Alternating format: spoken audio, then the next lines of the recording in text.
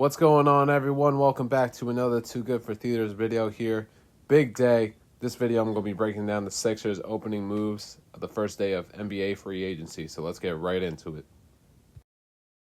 So the Sixers throw the first punch of NBA free agency here on the first day, signing forward Paul George to a 4-year max dollar contract. And I think it's honestly the perfect fit between Joel Embiid and Tyrese Maxey. You get one of the elite two-way players in the league who is still an elite production standpoint offensively in his career. Understandably, you're going to have a little bit of a risk paying someone these type of dollar figures going into their late 30s here. But honestly, from an ideal sense, I think Paul George, just being that three-level threat between Tyrese Maxey and Joel Embiid, you're going to have to take that risk. He propels the Sixers into contention status. You're going to have to deal with Boston and New York in terms of just wing depth. And when you add someone like Paul George, that's someone who can guard both those teams' best wings in terms of Jason Tatum, Jaylen Brown, or Mikal Bridges, or you can even put him on Jalen Brunson and kind of hope that his size really gives you the advantage in that matchup. But from adding Paul George here, you're getting an elite offensive player here who's still averaging elite production, even into his mid-30s here, averaging 23 points on around 17 shots per game, 47% field goal percentage. But really a key stat for me, he shot his career high from beyond the arc last season in terms of a 41% three-point shooter on 8 attempts. That's a volume three-point shooter who was deadly in knocking down that range. That really gives the Sixers two volume three-point shooters in Tyrese Maxey as well as Paul George. Both very efficient from that range. And that's just only going to help develop the spacing that the Sixers are going to have. Excited to see what Nick Nurse can kind of do with that spacing, as well as just having kind of that secondary ball handler that Paul George will provide. No disrespect to Kyle Lowry. He did a very admirable job with that in terms of last season, but anytime you're asking a 38-year-old point guard to kind of be that secondary ball handler for you and kind of create for others, it's not necessarily going to generate the best offense. But Paul George can kind of slide into that role of being that secondary guard or wing who can really handle the rock if they do decide to take the ball out of Tyrese Maxey's hands and kind of create for others. I know it's not necessarily his MO of being a playmaker, but Paul George has done a phenomenal job throughout his career of really getting others involved. And that's only going to help with his scoring threat and having Joel Embiid and Tyrese Maxey. The gravity that those three are going to control on the court is going to allow other role players to really actually thrive in this offense, I feel, especially if they keep up with that kind of Joel Hub-centric offense of kind of having the cuts in terms of just playing the two-man game in terms with Tyrese Maxey and Joel, having Kelly Oubre cut from the weak side.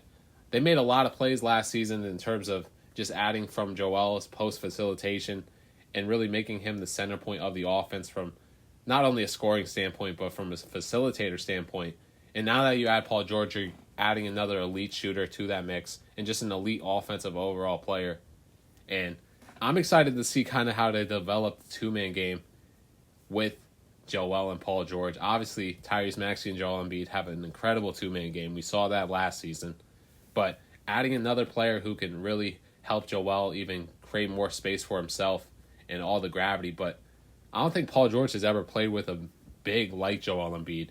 And if they're able to kind of connect in that two-man game like Tyrese and Joel have, it's going to add another dimension of how this offense could really be productive. And it's going to give a lot of teams nightmares on the defensive end, having to kind of guard three elite scorers like this. And Paul George is certainly going to be that third option that Tobias Harris just frankly wasn't for them towards the end of his Sixers career. And hopefully Paul George is kind of going to be able to bring that production that he had with the Clippers, Thunder, and Pacers here to the Sixers. And it's only going to help develop this team more.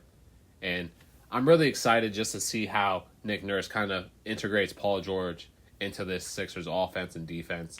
And hopefully Paul George is going to maintain all the production that he brought from all those former teams that he's with. But in terms of paying him into his late 30s, it's a risk you have to take. Paul George puts you into contention status. Understandably, you got to go through Boston. You got to go through New York.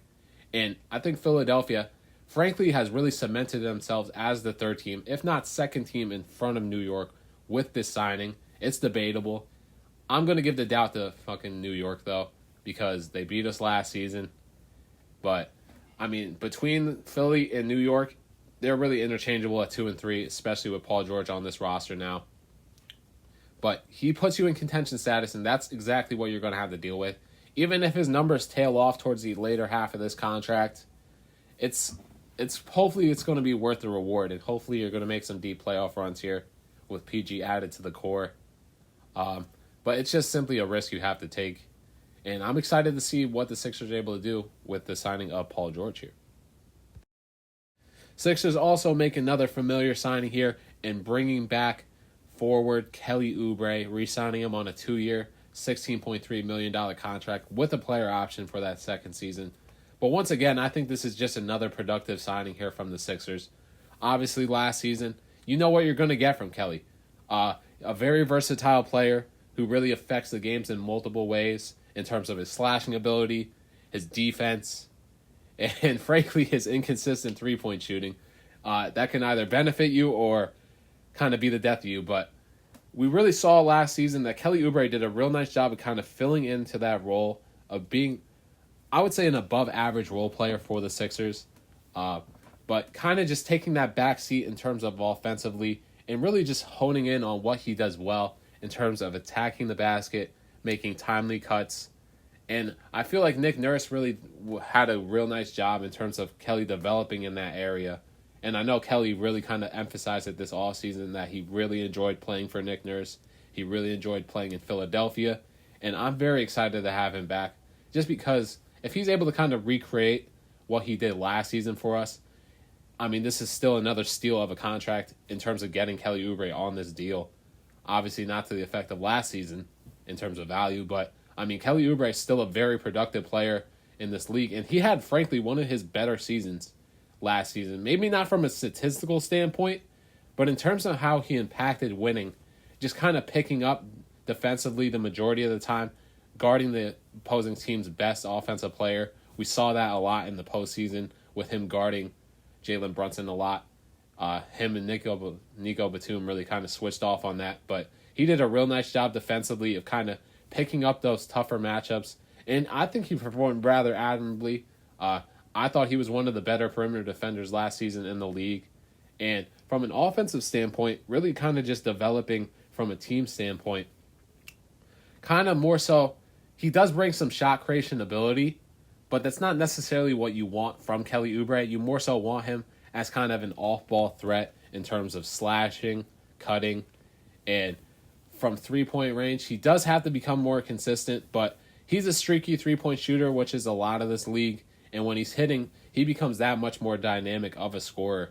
But really with the ball in his hands, when he's attacking the rim, he becomes a very effective player, and that's something that we saw last season, off-ball and on-ball. I know Nick Nurse gave a ton of credit to kind of his first step, just being deadly, and not a lot of people can stay in front of him. And he can get to the rim the majority of the time whenever he wants.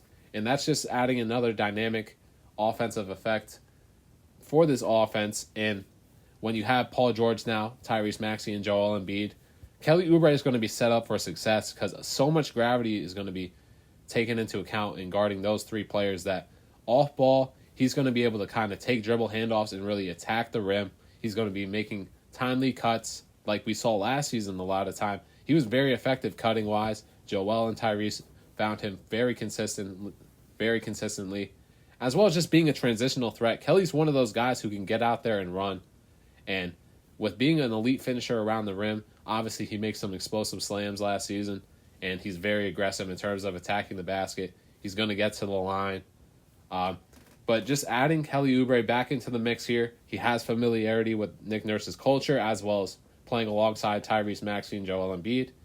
And I like this signing a lot. Very productive for you last season. If he's kind of able to recreate that production for you, this is another A-plus signing right here for Daryl Morey. Sixers bring back another familiar face here, signing Andre Drummond to a 2-year, $10 million contract. And this really emphasizes another need for the Sixers here. We obviously saw towards the latter half or back end of the season in terms of their inability to rebound the basketball. exemplified by the fact that I felt like that was the deciding factor in the Knicks series, that the Knicks were kind of able to come up with offensive rebounds while the Sixers really couldn't close out defensive possessions. But with Andre Drummond on the floor, that's certainly not going to be a concern. One of the elite rebounders of the past decade, and continues to have very good production from that rate. You know what you're going to get from him offensively, in terms of just being a rim running center. He's going to set his screens, he's going to roll, or he's going to be in that dunker spot. Really only effective while inside the paint. But from a defensive standpoint, I think you get a serviceable backup big who does a stable job with rim protection, not an elite shot blocker, but he's going to certainly put a body on anyone who kind of goes into that lane. But I think he's just going to be someone who's going to help you close out possessions and really maintain the second unit while Joel's out. During his time in Chicago, only averaged 17 minutes, but still got 9 boards, averaged 9 boards in those times. So still an elite rebounder, averaged around 8 points in those 17 minutes. He's going to clean up the glass, and Andre Drummond is just really going to be a serviceable backup, and that's something that the Sixers haven't had for a large portion of Joel's time here in Philadelphia. So it's good to really see them kind of lock that down and bring Andre Drummond back into the mix here. Lastly, here on the first day of free agency, Daryl brings back one of his Rockets boys, signing Eric Gordon on a 1-year minimum contract. I believe it's around $3.3 million. Forgive me if I'm wrong on that, though. But you're just getting another shooter who can play a little bit of defense here. And that's exactly what you're going to be asking from Eric Gordon. I doubt he's going to be a starter, but probably going to be a rotational piece coming off your bench who's probably going to average somewhere from like 10 to like 18 minutes per game.